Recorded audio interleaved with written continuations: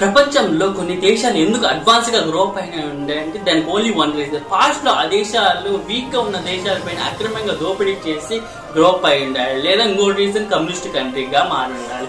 India అనేది ఈ communist కంట్రీగా ఎందుకు మారదంటే there is only one reason. India is the most largest democratic country in the world. ఇండియాలో 147 crores పీపుల్ ఉన్నారు. ఈ ఇంత పర్సెంట్ ఆఫ్ పీపుల్స్ అనేది ఏ దేశంలో ప్రపంచవ్యాప్తంగా ఎక్కడా లేదనమాట. Even America, Russia, China, Ukraine, Indonesia, South Africa, South America and ఏ దేశంలో చూసుకున్నా కూడా ఇటువంటి జనాభా అయితే లేదనమాట. అంతేకాదు మన దేశంలో నెంబర్ ఆఫ్ పొలిటికల్ పార్టీస్ ఉన్నాయి, నెంబర్ ఆఫ్ కల్చర్స్ ఉన్నాయి, నెంబర్ ఆఫ్ రిలీజన్స్ ఉన్నాయి, నెంబర్ ఆఫ్ లాంగ్వేజెస్ ఉన్నాయి, డిఫరెంట్ టైప్స్ ఆఫ్ పీపుల్స్ ఉన్నారు.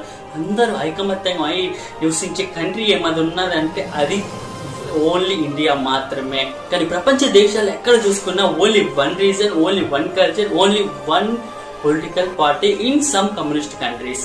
బట్ అవి మాత్రమే డెవలప్ అయ్యింది, మిగతా అన్ని నార్మల్ గా. మనం ఏకంగా ఎకానమీ జపాన్ దాటి టాప్ 4కి అయితే వెళ్ళిపోయామన్నమాట ఎకానమీలో. అంతేకాదు ప్రపంచ దేశాల్లో మోస్ట్ రెస్పెక్టబుల్ కంట్రీ ఏమన్నా ఉందంటే అది ఇండియా అనే అంటారు. ఎందుకంటే డెవలప్మెంట్ అంటే ఒక ప్రాక్టికల్ గా మాత్రమే కాదు, is a morality, is a valuable of ethical human values, ఇవన్నీ కలిసిన దేశం ఏమైనా ఉంటే అది ఇండియా మాత్రమే. So every countries of peoples will respect the India. That's is the power of the India.